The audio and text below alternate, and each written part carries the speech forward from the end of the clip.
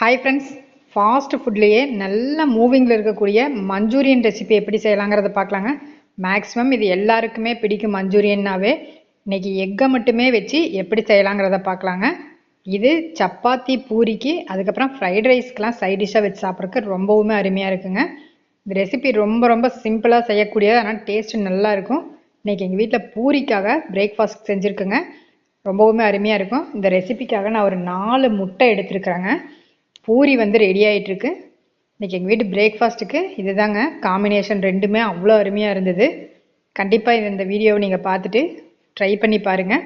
பிரேக்ஃபாஸ்ட்லாம் serve பண்ணிக்கிறேன். பூரியும் இந்த Manchurian வந்து அவ்வளோ நல்லா இருக்குங்க. சிம்பிளான ரெசிபி தான், ஆனால் டக்குன்னு வேலை முடிஞ்சிடும். டேஸ்ட் வந்து ரொம்ப நல்லாயிருக்கும். கண்டிப்பாக ட்ரை பண்ணி பாருங்கள். அதுக்கு முன்னாடி எங்கள் பேஜை மறக்காமல் சப்ஸ்கிரைப் பண்ணிக்கோங்க. நல்லா சுட சுட சாப்பிட்றதுக்கு ரொம்பவுமே அருமையாக இருக்குங்க.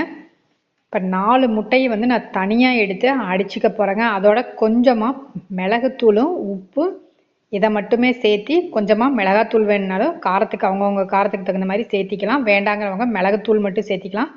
நான் இப்போ 4 முட்டையை நல்லா ஒரு பவுலில் வந்து உடச்சி விட்டுக்க போகிறேன். இது நீங்கள் எந்த விதமான பவுல் மட்டும் வைக்கலாம்.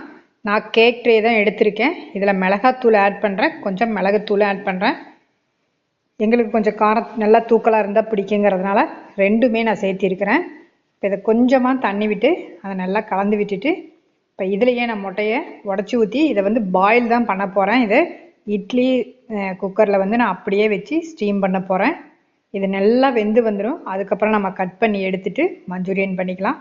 இந்த மெத்தட் ரொம்ப நல்லாயிருக்கும். இல்லை நம்ம முழுசாக பாயில் பண்ணி போட்டாலுமே ரொம்ப நல்லா இருக்குங்க. இப்போ ஒவ்வொரு முட்டையாக நான் உடச்சி ஊற்றிக்கிறேன். ஏன்னா இருக்கிறதுலே ரொம்ப ஒரு சிம்பிளான வேலைன்னா இதை தான் நான் சொல்லுவேன். மஞ்சூரியன் ரெசிபி எப்பயுமே சீக்கிரமாக ஆயிரும்.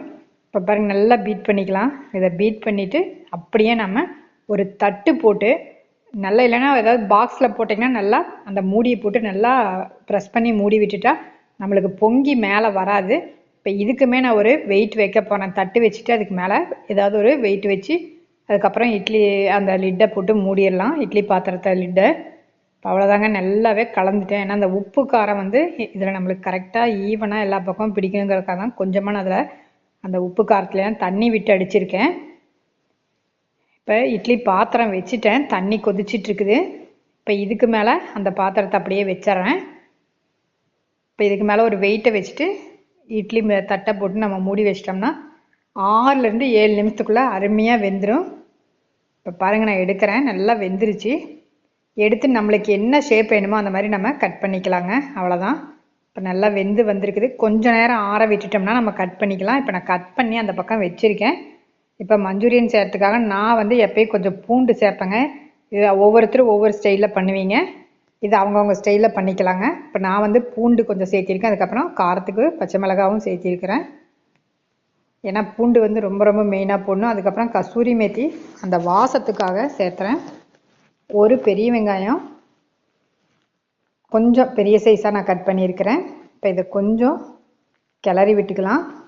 ஏன்னா அந்த வெங்காயம் கொஞ்சமாவது அந்த ஒரு 50% வேகணுங்க. அந்த வெந்ததுக்கப்புறமா ரொம்ப பச்சையாகவும் இல்லாமல் ரொம்ப வேகமும் வைக்கக்கூடாது. இதில் உப்பு சேர்த்திக்கிறேன். இப்போ குடமிளகா மட்டும் அரிஞ்சு வச்சுருக்கேன். கேரட் வேணுங்கிறவங்க கேரட்டும் சேர்த்திக்கலாம். இப்போ இதுலேயே உப்பு சேர்த்திக்கிறேன். இந்த மஞ்சூரியனுக்கு தகுந்த மிளகாத்தூளும் உப்பும் சேர்த்தியாச்சு. இதெல்லாம் அவங்கவுங்க டேஸ்ட்டுக்கு தகுந்த மாதிரி சேர்த்திக்கிறதாங்க. இதில் நான் கொஞ்சமாக அந்த ஃப்ளேவருக்காக சாட் மசாலா சேர்த்துவேன். இது வேண்டானா ஸ்கிப் பண்ணிக்கலாம். அதுக்கப்புறம் மேங்கோ பவுட்ரு சேர்த்துறேங்க. ஏன்னா கொஞ்சம் அந்த புளிப்பு வரணுங்கிறதுக்காக சேர்த்துறேன். இதில் வந்து சீடை எடுத்துகிட்டு தக்காளி வேணுன்னா கூட சேர்த்திக்கலாம். இப்போ கொஞ்சமாக தண்ணி விட்டு இதை ஒரு பச்சை வாசனை போக நல்லா அந்த குடமிளகாவும் ஒரு பாதி அளவாவது வேகணும். வெந்ததுக்கப்புறமா இதில் கார்ன்ஃப்ளவர் வந்து நான் 2 டேபிள் ஸ்பூனுக்கு போட்டு நல்லா தண்ணி விட்டு கலந்து வச்சுருக்கேன். இப்போ இதில் சோயா சாஸ் விட்டுக்கிறேன். கொஞ்சமாக அந்த இனிப்புக்கு வந்து டொமேட்டோ கெச்சப் வேணுன்னா விட்டுக்கலாங்க, இல்லை சுகர் வேணுன்னா கூட போட்டுக்கலாம்.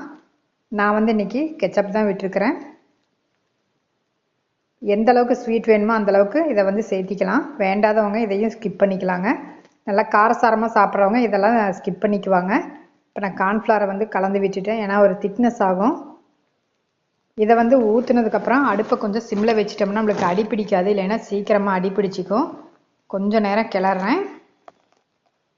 ஏன்னா இதுதான் கொஞ்சம் அந்த ஒரு கெட்டித்தன்மை கொடுக்கும். கெட்டித்தன்மை கொடுக்குறப்ப நம்ம ஹை ஃப்ளேமில் வச்சுருந்தோம்னா அப்படியே அடி பிடிச்சிக்கும். இப்போ கைவிடாமல் தான் நான் கிளறிட்டு இருக்கிறேன். பாருங்கள், நல்லா நான் விட்டதுக்கு நல்லாவே ஒரு திக்னஸ் கொடுத்துருச்சு. இப்போ இதில் வந்து நான் சில்லி ஃப்ளேக்ஸ் ஆட் பண்ணுறேன். அது வந்து நல்ல கலருக்கும் காரத்துக்கும் ரொம்ப அருமையாக இருக்கும். அந்த ஃப்ளேவரும் ரொம்ப நல்லாயிருக்கும். இதுவும் வேணுங்கிறவங்க சேர்த்திக்கோங்க, வேண்டாதவங்க ஸ்கிப் பண்ணிக்கலாம். இப்போ மல்லித்தலையும் சேர்த்திட்டேன். அவ்வளோதாங்க. நல்லா கிளறிட்டு இப்போ முட்டையை வந்து வேக வச்ச முட்டையை வந்து நான் கட் பண்ணி வச்சுருக்கேன். அப்படியே வந்து இதை கொட்டி நல்லா கிளறி எடுத்தோம்னா அருமையான இன்னைக்கு எக்கு மஞ்சூரியன் ரெடிங்க. இந்த மாதிரி நீங்கள் ட்ரை பண்ணி சாப்பிட்டு பாருங்கள், ரொம்பவுமே சூப்பராக இருக்கும். இதில் காய்கறி வேணும்னாலும் நீங்கள் சேர்த்திக்கலாம், இதோடையே சேர்த்திக்கலாம். கேரட்டு, காலிஃப்ளவரில் கொஞ்சம் ஃப்ரை பண்ணி எடுத்துகிட்டு இதோட போட்டு செஞ்சிங்கன்னா ரொம்ப நல்லாயிருக்கும். அவ்வளோதாங்க, ரெடி ஆயிடுச்சு மஞ்சூரியன். கண்டிப்பாக இது மாதிரி நீங்கள் ட்ரை பண்ணி பாருங்கள். ரொம்ப அருமையான ஒரு ரெசிபி. ஆனால் சிம்பிளாக டக்குன்னு ஏதாவது வேலை முடியணும்னு நினச்சிங்கன்னா இந்த மாதிரி நீங்கள் ட்ரை பண்ணி பாருங்கள். அவ்வளோதாங்க, எக் மஞ்சூரியன் ரெடி.